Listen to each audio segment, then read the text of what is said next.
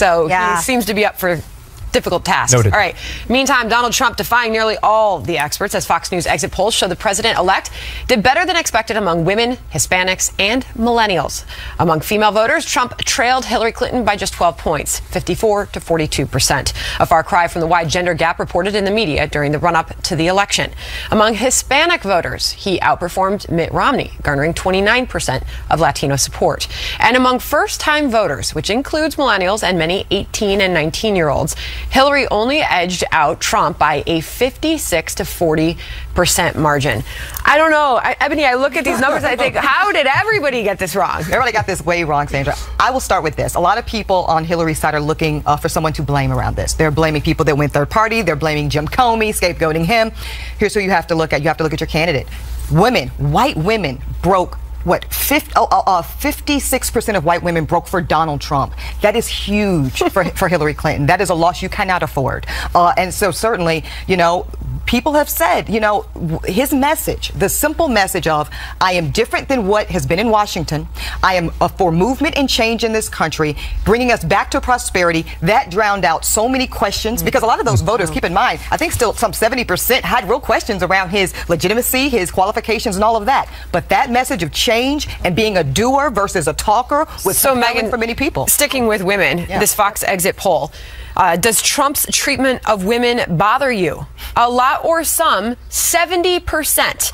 Not much or not at all, 29%. So make sense of that. Again, I'm just bringing up what I brought up last week, the Ivanka Trump voter, the young, modern woman, college educated, of a higher socioeconomic level that didn't want to be harassed by anyone for saying that they're supporting Donald Trump. It's a real thing. I told you I know people in my life that were supporting Trump that I never would have expected. I'm not as surprised as everyone else is. People lie to pollsters. Frank Luntz last night was tweeting, I think around 8:30 or 9, saying, Hillary's got this in the bag. It's completely over. I was like, Frank Luntz is debatably the most well-known pollster in the world. He's getting it wrong. So people need to take a cold, hard look at who they're talking to and how effectively they're talking to them. I wonder if those voters chose to talk to the exit poll people at these polling places. It has long been argued that Democrats will stay there and answer every question you want, and Republicans say, get out of my way, I got to go do something else.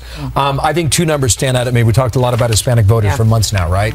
The Hispanic vote made up 11% of voters nationwide. That is up 1 point from 2012. You want more? Please. 6 in 10 Americans Do we have to beg? found Donald Trump and Hillary Clinton, 6 in 10 now, unfavorable and untrustworthy.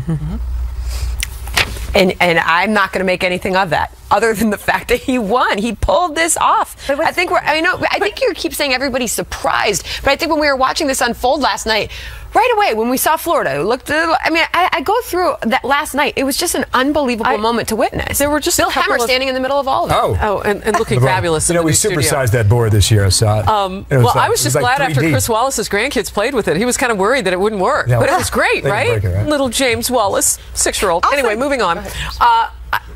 A couple of things were missing from the whole mix, which I thought really may have driven Donald Trump's cause even farther. How much money did he spend on those ads? Yep.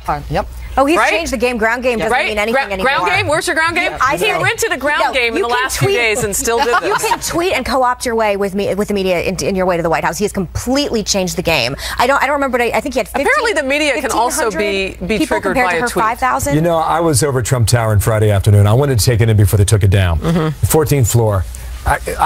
Maybe there were 70 people on the entire floor. Maybe. In all likelihood, it was 50. There were probably 500 over in Brooklyn working for Hillary Clinton's campaign. In that sense, you're exactly right about that. All right. Polls show the top concern for voters in this race, the economy. Now Donald Trump promising to put millions of Americans back to work. But how will he do it?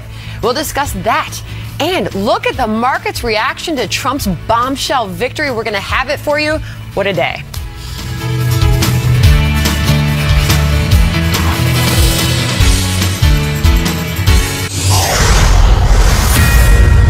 We are going to fix our inner cities and rebuild our highways, bridges, tunnels, airports, schools, hospitals.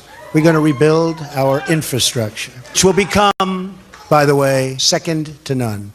And we will put millions of our people to work as we rebuild it. It's going to happen. We have a great economic plan.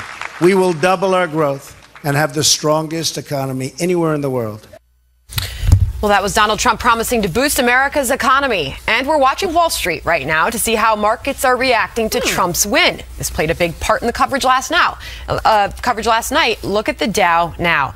It's up 165 points.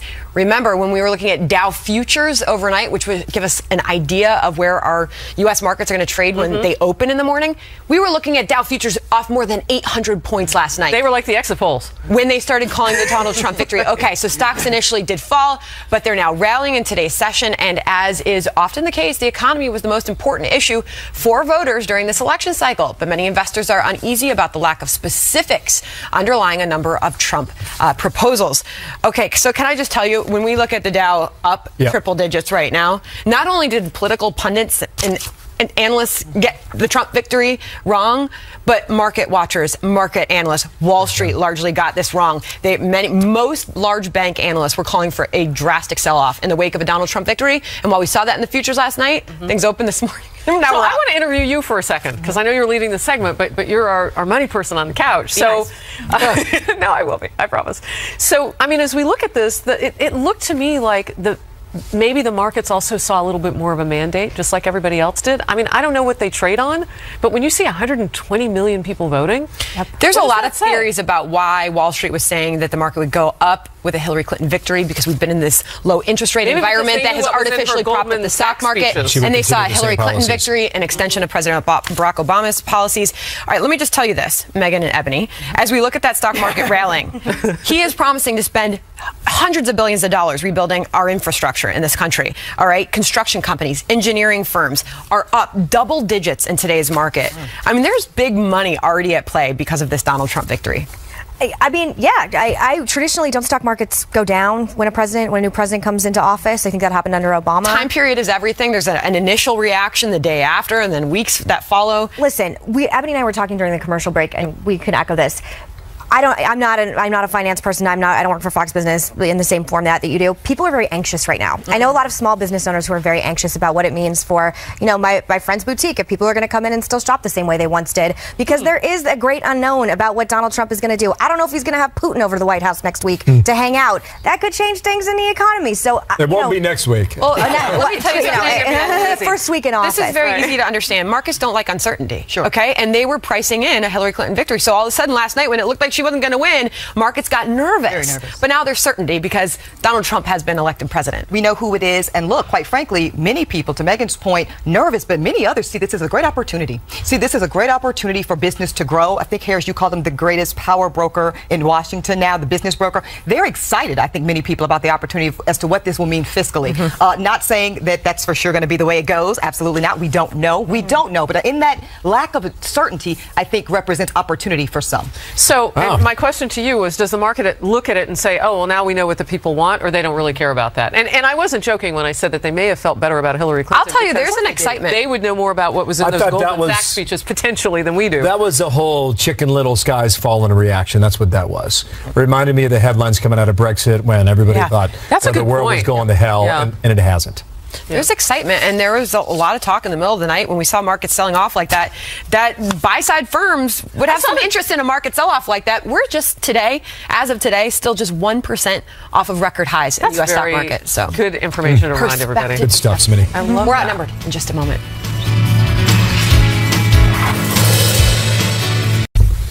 Oh my goodness! It was like dessert twice. Bill Hammer the day after. Thanks for being here. Sick of me. Are you blushing? Time to roll. How many more shows do you have to do today? I'm done.